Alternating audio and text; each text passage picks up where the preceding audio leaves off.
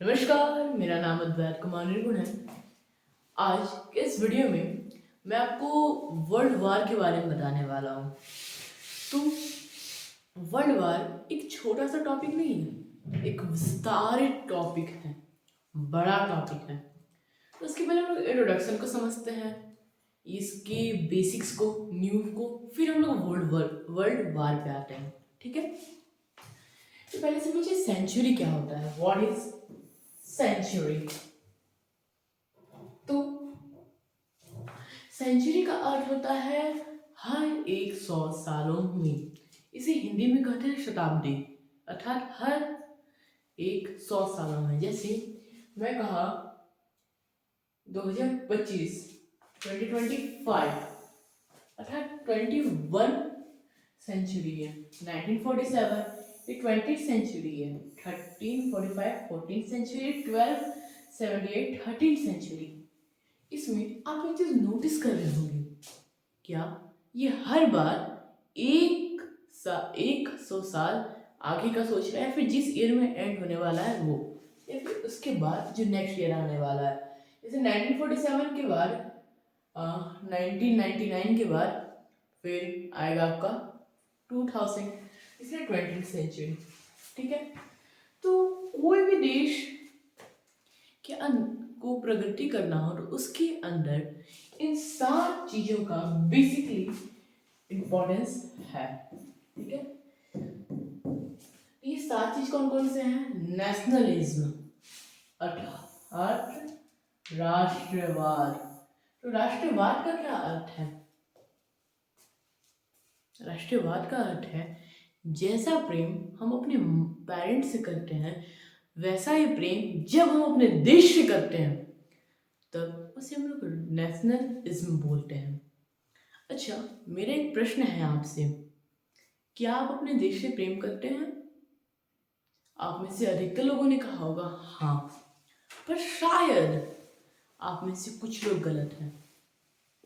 ऐसा मैं इसलिए कह रहा हूँ क्योंकि दिवाली के दिन हम अपने घर को चमकाते हैं, कोना कोना साफ करते हैं। कोई आए और थूक के चला जाए हमारे घर में, कैसा लगेगा? बहुत ही खराब, उसको पकड़ के पीटेंगे हम लोग। वैसे ही हम लोग घर तो साफ कर देते हैं, पर घर का सारा कचरा कचरा रोड पे फेंक देते हैं बाहर, या फिर ट्रेन में खाना खाए उसकी फूड ट्रैक को रेलवे ट्रैक पे। इसलिए शायद ऐसा लगता है घर तो हमारा है, रूम हमारा है, या पर देश शायद किसी और का है, इसलिए हम लोग उसे गंदा कर रहे हैं। अगर हम लोग इसे गंदा ना करें, सफाई से रखें, फिर कुछ सिविक सेंस का फॉलो करें, तो इसे हम लोग नेशनलिज्म भी कह सकते हैं। अब बात करते हैं नेशनलिस्ट, अर्थात जो देश से प्रेम करता हो, रियल वाला प्रेम। जैसे भगत सिंह, आजाद, सुभाष चंद्र बोस, गांधी जी, एटसेट्रा एटसेट्रा। फिर है ब्रदरहुड एंड फर्टर्निटी। ठीक है। ब्रदरहुड का अर्थ होता है भाईचारा। भाईचारा का अर्थ होता है दोस्ती, प्रेम, आपस में मिलके रहना। जैसे एक घर टूटता है, जैसे एक घर टूटता है वैसे ही एक देश टूटता है। आई रिपीट, जैसे एक घर टूटता है वैसे ही एक देश टूटता है। इसका अर्थ है दो भाई हैं, दोनों में झगड़ा हुआ, घर टूट गया, बंटवारा हो गया। देश में भी झगड़ा हुआ, वो तीनों अलग अलग देश बन गए। इसी का रीजन है आज इंडिया के 3 भाग हैं, अफगानिस्तान, पाकिस्तान ने और बांग्लादेश। आज हम लोग कहते हैं कि अखंड भारत बनाना है। अखंड भारत जब बनाना ही है तो फिर हम लोगों को तोड़ के फायदा क्या हुआ? हम लोगों ने फिर तोड़ा ही क्यों? फिर आगे आते हैं इंडिजिनस ओन द थिंग्स। ठीक है, अर्थात स्वदेशी चीजों का इस्तेमाल करना। आपको एक सिंपल सा उदाहरण देता हूँ। जैसे मैं एक कॉर्पोरेट लाइफ जी रहा हूँ, सपोज मैं एक कॉर्पोरेट लाइफ जी रहा हूँ। मैं सुबह दोपहर शाम, सुबह दोपहर शाम, सुबह दोपहर शाम एक ही रेस्टोरेंट में खा रहा हूँ खाना। तो क्या मैं अमीर बनूंगा या वो पर्टिकुलर रेस्टोरेंट का ओनर? ऑब्वियसली वो रेस्टोरेंट का ओनर बनेगा, करेक्ट? तरीके से हम लोग आज के डेट में कुछ भी यूज़ कर रहे हैं, कुछ भी, मतलब कुछ भी, वो सब बाहर के देशों का है। आपके हाथ में फ़ोन है, क्या वो इंडिया का है? नहीं। मेरे पास ये डिजिटल बोर्ड है बैंक्यू का, ताइवानी कंपनी है, पेन ताइवानी है। इवन हमारे घर में बेंच, डेस्क, कांटी, बोर्ड, पंखे, बहुत सारी चीज़ फॉरेन की ही है। जैसे आपको एक सिंपल सा एग्जांपल देता हूँ, Microsoft America, Facebook America, YouTube America, WhatsApp America, Twitter America, ये सारी चीज़ तो अमेरिका के ही पास है। या फिर बहुत सारी चीज़ तो विदेशी कंपनी ओन करती है। हमारे इंडिया के पास बहुत ही कम संसाधन है जिनका प्रयोग हम लोग करते हैं, पर वो देश जब हमें वो संसाधन देते हैं, हमसे लाभ भी लेते होंगे, राइट? जब वो लाभ लेते हैं तो हमारा देश तरक्की करेगा कि वो तरक्की करेंगे? ऑब्वियसली वो तरक्की करेंगे। फिर आगे आते हैं, ऑल राउंड डेवलपमेंट अर्थात सब तरीके से विकास करना। जैसे हमारे आसपास के क्षेत्रों में बहुत हद तक विकास हुआ है, पर फिर भी विकास की आवश्यकता है, अगर करप्शन कम हो या फिर ना हो तो। फिर आगे आते हैं डिफेंस। तो डिफेंस का अर्थ समझते हैं सुरक्षा। सुरक्षा का अर्थ होता है सेफ्टी। जैसे हमारे इंडिया में बहुत सारा पैसा, हजारों हजार करोड़ रुपए, हजारों करोड़ रुपए सिर्फ और सिर्फ डिफेंस पे खर्च हो जाता है, दूसरे देशों से प्रोटेक्ट करने के लिए। ठीक है, आगे बढ़ते हैं। रिसोर्स ईच, हाँ ठीक है। रिसोर्स का अर्थ होता है संसाधन। आप कोई भी बुक उठा लीजिए, फिर कहीं पे भी आप सर्च करेंगे रिसोर्स के इतने मोटे मोटे या इतने बड़े बड़े आपको डेफिनेशन मिलेंगे, पर एक सिंपल और एक लाइन अगर आंसर बोलूँ तो इसका आंसर होगा, जो भी चीज़ हमारे प्रयोग में है it is called resource. TV, laptop, mobile, computer, bag, bulb, fan, black board, white board, etcetera etcetera, हर एक चीज़ रिसोर्स आती है। और कोई भी फाइट होता है तो सिर्फ और सिर्फ रिसोर्स का ही, रिसोर्स के ही वजह से होता है। ठीक है, जैसे अमेरिका ने वेनेजुएला पे अटैक किया 3 जनवरी 2026 को। क्यों किया? क्योंकि वेनेजुएला के पास फ्यूल था। फ्यूल क्या है? रिसोर्स, संसाधन। हमारा इंडिया, अगर इंडिया की बात करूं तो ये सारी चीज़ों से कंप्लीटली समृद्ध है नेचुरल रिसोर्स में। जैसे आपको मैं एग्जांपल देता हूँ, पेड़, कितने सारे पेड़ हैं, ठंड प्रदेश के भी पेड़, गर्म प्रदेश के भी पेड़, ठीक है, मानसून के भी पेड़, फिर जानवर भी कितने सारे, नदियाँ भी कितनी सारी, पीने के लिए पानी भी कितना सारा, पर हम लोग उसे गंदा करते हैं और रिसोर्स को हम लोग अच्छी तरीके से यूज नहीं करते हैं। ठीक है, next, excess of anything is a poison. ठीक है, कुछ भी चीजों, कोई भी चीज इसका एक्सेस अर्थात हद से ज्यादा उसका प्रयोग करना वो जहर होता है। पानी अमृत है, पानी अमृत है, लेकिन आप 20 लीटर पानी पी के दिखाइए, 20 लीटर, ऑब्वियसली आपको उल्टी आने लगेगी, मे बी आप मर सकते हैं। प्यार बहुत ज़्यादा सेहत के लिए हानिकारक, या फिर आप इससे मर भी सकते हैं। जैसे कोई अपना आपको छोड़ के चला गया फिर मर गया, तो आप तो उसकी, हम लोग तो उसकी याद में ही मर जाएंगे, फना हो जाएंगे। एंग्री अर्थात गुस्सा, अगर बहुत ज़्यादा गुस्सा होगा तो हम लोग खुश नहीं रहेंगे, हमारा दिमाग इस पे गुस्सा उस पे गुस्सा, हमेशा नाराज रहेगा। हमारा मूड, हमारा माइंड, अगर ज़्यादा गर्मी हो गई या ज़्यादा ठंडी हो गई, खत्म, मर जाएंगे। ठीक है, अब आपको मैं ये बता क्यों रहा हूँ, इसका रीज़न है, जैसे नेशनलिज्म, राष्ट्रवाद, अगर देश के लिए बहुत ज़्यादा हो जाए, हद से ज़्यादा हो जाए, तो हम लोग, ये कोलोनाइजेशन का रूप ले लेता है। कोलोनाइजेशन का अर्थ है, जैसे मैं आपको एग्जांपल देता हूँ। यहाँ पर एक देश है ब्रिटेन, इस साइड, ये इतनी दूर आके इंडिया में उसने अपना राज किया। उसने अमेरिका में भी अपना शासन किया, कुछ पार्ट साउथ अमेरिका, इधर ऑस्ट्रेलिया की भी क्या, यहाँ ऑस्ट्रेलिया है, इधर श्रीलंका वगैरह, छोटे छोटे बहुत सारे देश हैं और भी बहुत सारे बड़े बड़े देश, इसे उसने एक्वायर किया, ठीक है, और एक्वायर किया। तो उसी को हम लोग बोलते हैं कोलोनाइजेशन। कोलोनाइजेशन का एक सिंपल सा अर्थ है अपने स्थान से हजारों लाखों किलोमीटर दूर या फिर कहीं दूर के एरिया को कैप्चर करना कोलोनाइजेशन कहलाता है, ठीक है। फिर आते हैं ब्रिटेन। हाँ, जैसे ब्रिटेन ने America, Canada, south Africa, India, other कुछ देश और न्यूजीलैंड को एक्वायर किया हुआ था, अपने अंदर कंट्रोल करके रखा हुआ था। जैसे अगर मैं आपको बोलूं कि इस दुनिया का सबसे महत्वपूर्ण संसाधन क्या है, उसका सीधा सा आंसर है ह्यूमंस। क्यों? कि चीता बहुत तेज दौड़ता है, पर क्या वह हम ह्यूमन से पहले दिल्ली से अमेरिका जा पाएगा? कभी नहीं, क्योंकि हमारे पास एरोप्लेन है, एक बार बैठे और इमीडिएट पहुंच गए। इमीडिएट मतलब कम टाइम में।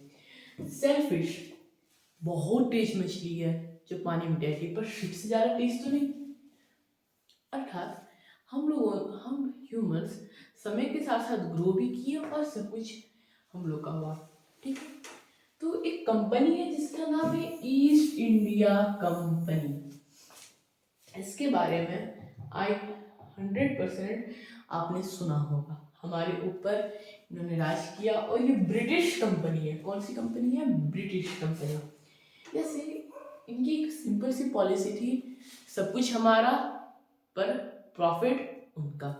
जैसे हमारे देश में कपड़े बनते हैं, कपड़े के धागे, हमारे देश से कपड़े के धागे बने, हमारे देश से लेबर लगे, फार्मर हुए, वो सब गए उनके देशों में, वहाँ पे उनकी फैक्ट्री में हमारे लोगों ने काम किया, फिर वो कपड़े बनाए और कपड़े बनकर हमारे ही देश में बेचे और हमारे देश में बेचने के बाद प्रॉफिट वो लोग रख लिया, अर्थात सब फायदा उन्हीं का है। जैसे हमारे गांव में हर एक घर में अगर सीजन में जाए तो एक एक डिब्बा 5-5 किलो 10-10 किलो के डिब्बे में मक्के का भूजा रखा रहता है, जिसे हम लोग पॉपकॉर्न कहते हैं। और वही मूवी थिएटर में 800-900 रुपये में एक टब मिलता है, जो कि बहुत कम रहता है उसके सामने और बहुत ही ज़्यादा एक्सपेंसिव। क्यों? क्योंकि उनकी ये स्ट्रैटेजी है। जैसे इसका सीधा साधा उदाहरण है, मैं XYZ के घर में गया, वहाँ पे मैंने उसको बोला मुझे चाय बनानी है, चीनी उसका, दूध उसका, पानी उसका, गैस उसका, चाय पत्ती उसकी, बर्तन उसके, बनाया, पिया, किचन गंदा किया, फिर मैंने उसको बोला पैसे निकालो। क्यों? क्योंकि मैंने तुम्हारा चाय पिया है, ठीक है। आगे बढ़ते हैं। तो देखिए, कोई भी एक पर्टिकुलर पॉइंट है, उस पर्टिकुलर पॉइंट का कोई डॉन होता है। मान लीजिए एक एरिया है, उसका नाम क्यू है। उस क्यू एरिया का एक डॉन है जिसका नाम आप मान लीजिए ए बी है, ठीक है। पर एक दिन क्यू एरिया में ए बी डॉन के साथ साथ सी डी डॉन, एक और डॉन आके बन गए, तो क्या होगा? ऑब्वियसली ये दोनों में लड़ाई होगी, करेक्ट। अब यहाँ से शुरू होता है वर्ल्ड वार की के बारे में, ठीक है। तो इस दुनिया में टोटल 6 डॉन हुए हैं, टोटली 6 डॉन। First is Britain, second France, third Germany, fourth Denmark, fifth Italy, sixth Austria, ठीक है। अब ये 6 डॉन जब आपस में भिड़ गए कि वर्ल्ड वार का रूप ले लिया। इसका मतलब ये नहीं है कि सिर्फ ये 6 देश हैं, इसका अर्थ ये है इन 6 देशों के साथ साथ कई और भी देश हैं। जैसे ब्रिटेन ने इंडिया पे कब्जा किया था और भी बहुत सारे देशों पे, south America, south Africa, America, New Zealand और भी छोटे छोटे बहुत सारे देश थे। तो उनके भी लोगों को उसने लिया था। जब पहली बार लड़ाई हुई थी तो हमारे इंडिया से 1.3 मिलियन पीपल अर्थात 1,30,000 के आसपास लोग गए थे।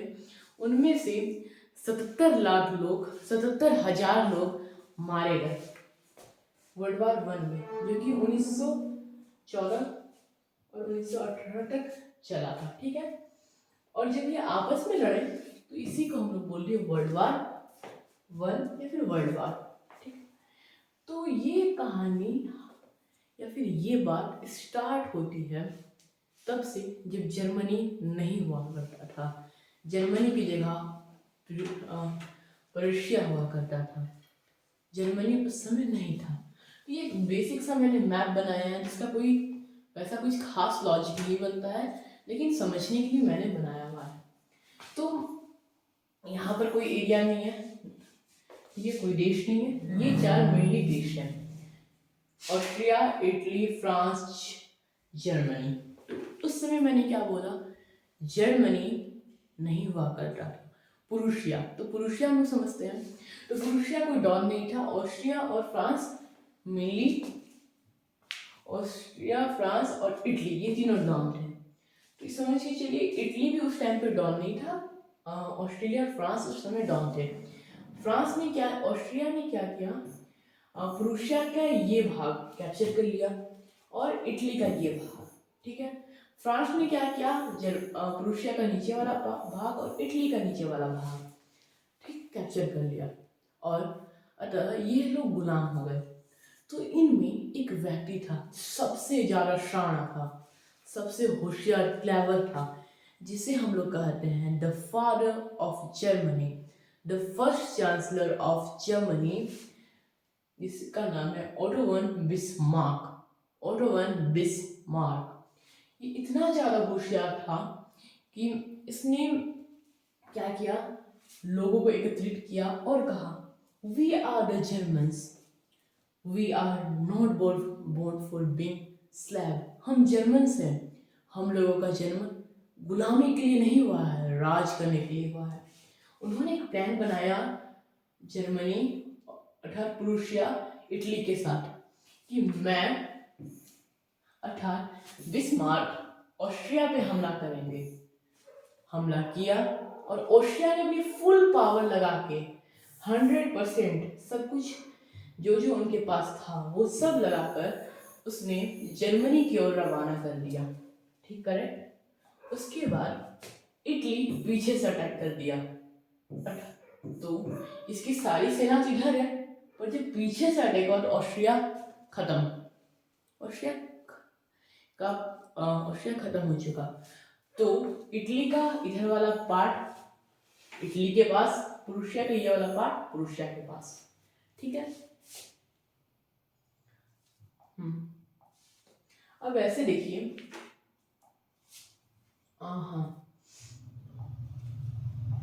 सॉरी, जैसे फ्रांस है, फ्रांस इतना बड़ा डॉन था उस एरिया का, उस पर्टिकुलर पॉइंट का, कि अगर सारे डॉन भी अगर एक साथ मिल जाते तो ही हरा पाना इसको संभव था, तब भी मुश्किल था। पर एक दिन क्या हुआ, फ्रांस में क्या हुआ, एक जगह है जिसका नाम है पेरिस। आपने 100% सुना होगा, फ्रांस की राजधानी। उसके बगल में एक एरिया है, उसके बगल में एक एरिया है जिसका नाम है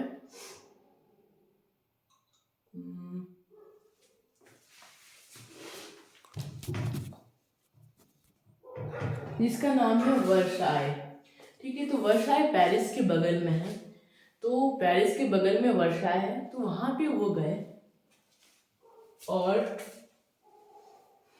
वर्साई पेरिस के बगल में वहां पर वो गए, जिसमें एक हॉल ऑफ मिरर है, बहुत ही सुंदर। वहां पर एक पैलेस है जिसमें पूरा ऐने से सजा हुआ है। वहां पर गए और जबरदस्ती उन्होंने, बिस्मार्क ने पावर के साथ उसने प्रेशर देकर सिग्नेचर करवाया फ्रांस से कि आप हमारी नियमों को स्वीकार कर रहे हैं, कौन कौन से नियम? पहला कि जर्मनी एक अलग देश बनेगा, उस पर आप राज नहीं कर सकते, और ऐसे अन्य नियम जो कि 100% जर्मनी के सपोर्ट में और बिस्मार्क के सपोर्ट में था। करेक्ट। तो अब यहाँ ध्यान देते हैं। तो उन्होंने जब बिस्मार्क जब बना जर्मनी का प्रेसिडेंट या फादर, तो चांसलर, तो उन्होंने ओथ ली अर्थात शपथ लिया, क्या? कि मैं बिस्मार्क जर्मनी को सबसे पावरफुल बनाऊंगा और फ्रांस को खत्म करूंगा। किसे? फ्रांस को। उसने एक नीति अपनाई, policy, iron and blood policy, जिसका मतलब होता है, आयरन का अर्थ होता है लोहा, ब्लड का अर्थ होता है खून। आप कोई भी फैक्ट्री में जाएंगे तो वहाँ पर कुछ भी बनता है तो वो लोहे से बनता है, और लोहा से ही लोहा बनता है। जैसे कलम का ही एग्जांपल ले लीजिए, कलम की नींव लोहे की होती है, और ब्लड का अर्थ है खून। तो कुछ भी छोटी से छोटी गलती, उसका सजा बहुत ही विस्तारित, बहुत ही कठिन होगा। आगे बढ़ते हैं। तो 1884 में क्या हुआ? फ्रांस और रशिया का एक ग्रुप बना। 1904 में फ्रांस और ब्रिटेन का, 1907 में ब्रिटेन और रशिया का। तो इस टाइम पे दो अलग अलग 6 अलग अलग डॉन थे, जिनमें से 2 टीम बन गई, 3 टीम डॉन थी। पहले इसमें सबसे ज्यादा शाना या फिर चालाक ओटोवन बिस्मार्क ने क्या किया? बिना फ्रांस को बताए जर्मनी, ऑस्ट्रिया, इटली को अपने साथ ले लिया, और जिसके बाद एक रूल बना दिया कि अगर जर्मनी पे हमला होगा तो ये दोनों हेल्प करेंगे, ऑस्ट्रिया पे हमला होगा तो ये दोनों हेल्प करेंगे, इटली पे होगा तो सब मिलकर एक साथ यूनाइट होके उसकी हेल्प करेंगे। ठीक है। तो जब फ्रांस को ये बात पता चली तो उसका दिमाग खराब, पांव तो ली जमीन खिसक कि ये क्या हो गया। उसने फिर इनकी संगठन बनाई, पर ये माने नहीं। इन्होंने बोला कि फायदा क्या होगा। तो बोलते हैं ये तीनों मिलके पहले मुझे खत्म करेंगे, फिर ये तीनों मिलके तुम दोनों को खत्म करेंगे, उसी तरीके से इन तीनों का राज हो जाएगा। ठीक है। अब आगे बढ़ते हैं। तो एक अब यहां से शुरू होता है मेन लड़ाई। मेन यहां से होता है। एक बार किंग ऑफ ऑस्ट्रिया अर्थात ऑस्ट्रिया का राजा सर्बिया घूमने गया था, जिसे आज हम लोग अलग नामों से जानते हैं, क्योंकि इतिहास में बहुत सारे नाम अलग अलग बदल गए हैं। और वो घूमने गए थे 28 जून 1914 में जिप्सी में। इसमें जिप्सी में तो वो ओपन रहता था, तो वहाँ पे लोग भी लाइन में थे, बहुत सारे लोग वो चिल्ला रहे थे, बोल रहे थे ऑस्ट्रिया के राजा के बारे में अच्छे अच्छे शब्द, पर उनमें से कुछ लोग निकले और उन्हें शूट कर दिया, उन्हें खंजर से मार डाला, और उनकी बॉडी रोड पर ही गिरी रह गई। तो इससे ऑस्ट्रिया ही नहीं, पूरे वर्ल्ड को सदमा लगा कि ये क्या हो गया, ऑस्ट्रिया क्या करेगा। उसने 1 महीने तक जुलाई 1994, 28 जुलाई 1994 तक ब्लैक डे या ब्लैक जुलाई मनाया, जिसमें no wedding, no birthday, nothing हुआ, कुछ नहीं हुआ। लेकिन एग्जैक्ट 1 महीने बाद उसने सर्बिया पे अटैक कर दिया। जैसे अटैक किया, रशिया उसमें घुस गया, जबकि रशिया को सारे लोगों ने मना किया, उनके मंत्री, उनकी जनता, नहीं मत घुसिए, मत घुसिए, उनके राजा को, ऐसे वर्ल्ड वार या बहुत बड़ी लड़ाई हो जाएगी। जैसे ही वो वहां पर एंट्री जैसे उनका वहां पर हुआ, तो ऑस्ट्रिया तो घबरा गया कि अब तो अकेले पड़ गया। ऑस्ट्रिया ने बुलाया जर्मनी को और बोला, याद है कुछ डेट? जर्मनी उतरा। जैसे ही जर्मनी उतरा तो रशिया ने ब्रिटेन का हेल्प लिया और फ्रांस का हेल्प लिया। ठीक है। उसके बाद इधर ऑस्ट्रिया तो लड़ाई में ही था, तो जब उनको लगा कि एक पार्टी कम हो रही, तो उन्होंने इटली से हेल्प मांगी, और इटली बोला नहीं, मैं नहीं दूंगा, क्योंकि वो भयभीत हो गया था। ऑब्वियसली इतनी बड़ी लड़ाई है, भयभीत कोई भी होंगे। तो वो डर गया और डरने के बाद उसने बोला मैं नहीं आऊँगा। तो पहले जर्मनी और ऑस्ट्रिया ने मिलकर इसको पकड़ के अच्छी तरीके से पीटा। उसके बाद उसने उसको जबरदस्ती इसके अंदर डाला। तो ऐसा नहीं है कि सिर्फ इन तीनों की भूमि में ही इन तीनों के ही लोग मारे गए, नहीं, इंडिया से भी लोग गए और इनके जिन जिन देशों में शासन थे, जिन जिन देशों में जो भी कुछ था, वहाँ से भी लोग गए। और फिर शुरू होता है प्रथम विश्व युद्ध। आज के इस वीडियो में इतना ही। मैं फिर पार्ट 2 बनाऊंगा और उस वीडियो में मैं इसके बारे में आगे की ओर बताऊंगा। तब तक के लिए धन्यवाद। मैं आपको मिलता हूँ नेक्स्ट वीडियो में।